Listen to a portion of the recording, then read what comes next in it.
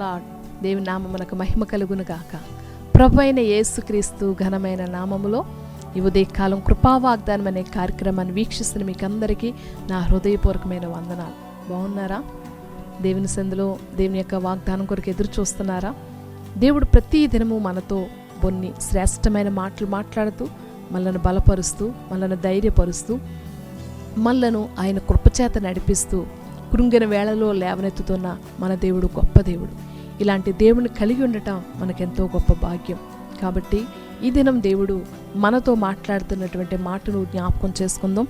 పరిశుద్ధ గ్రంథం నుంచి 2 కొరింథీ రాసిన పత్రిక 12వ అధ్యాయము 9వ వచనం. నా కృప నీకు చాలును, బలహీనత యందు నా శక్తి పరిపూర్ణమగుచున్నదని ఆయన నాతో చెప్పెను. కాగా క్రీస్తు శక్తి నా మీద నిలిచియుండి నిమిత్తము విశేషముగా నా బలహీనతలు యందే బహు సంతోషముగా అతిశయపడుదును. ఆమేన్.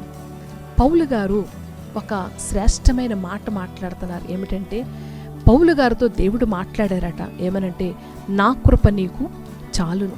ఈరోజు ఉదయం పరిశుద్ధాత్మ దేవుడు మనతో మాట్లాడుతున్నాడు. నా కృప నీకు చాలును. ఆమేన్. దేవుని కృప మనతో ఉన్నప్పుడు లోకములో ఎన్ని ఇబ్బందులు ఎదురైనా, ఎంత కష్టం ఎదురైనా ఆయన కృపచేత సమస్తమును దేవుడు దాన్ని తొలగిస్తాడు. ఎందుకంటే కృప అనేది చాలా గొప్పది. కృప అనేది ఆకాశం కంటే ఎత్తైనది. కృప అనేది సముద్రము కంటే లోతైనది. దేవుని కృపను మనము వర్ణించడానికి మనం సరిపోం. కృప అనగా అర్హత లేని వారికి అర్హత కలిగించేదే దేవుని కృప. అలాంటి కృప మనతో ఉన్నప్పుడు మనకు ఎలాంటి బలహీన సమయం ఉన్నా దేవుడు అంటే ఇక్కడ మాట్లాడుతున్నాడు, నా బలహీనత యందు నా శక్తి పరిపూర్ణమగుచున్నదని ఆయన నాతో చెప్పాను.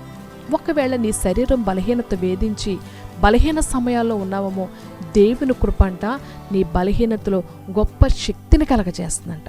ఆ శక్తి చేత నీ శరీరంలో ఉన్న బలహీనత దేవుడు తొలగిస్తాడు.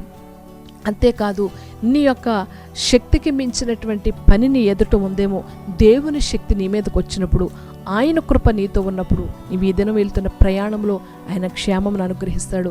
ఈ దినము నువ్వు చేసిన ప్రతి పనిలో ఆయన కృప నీకు తోడుగా ఉంటుంది. కాబట్టి కృపచేత నడిపించబడేవారు గొప్పవారుగా మార్చబడతాడు.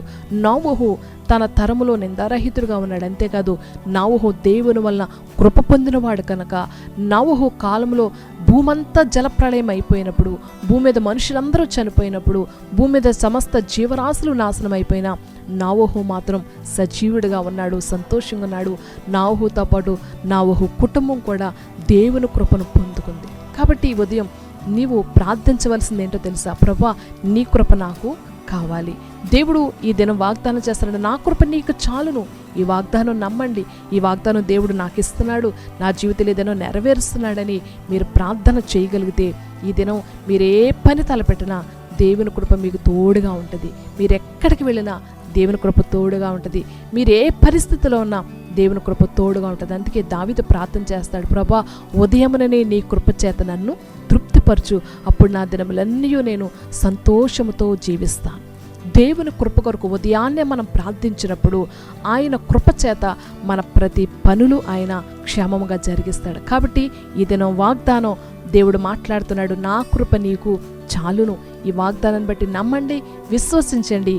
దేవుని కృప చేత మీరు ఏ పని తలపెట్టినా ప్రతి పనిని దేవుడు సఫలపరుస్తాడు.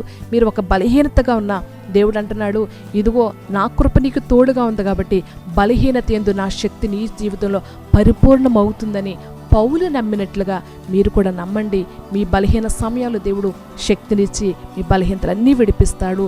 మీ యొక్క ఆర్థిక ఇబ్బందులు దేవుడు ఆ యొక్క దేవుని యొక్క కృప చేత ప్రతి ఆర్థిక ఇబ్బందిని, ప్రతి అప్పుల బాధ నుంచి, ప్రతి కోర్టు సమస్య నుంచి దేవుడు విడిపించి మీ యొక్క శక్తిని పరిపూర్ణం చేస్తాడు.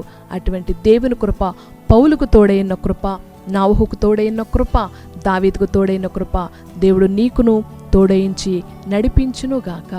ఆమేన్, ఆమేన్, ఆమేన్.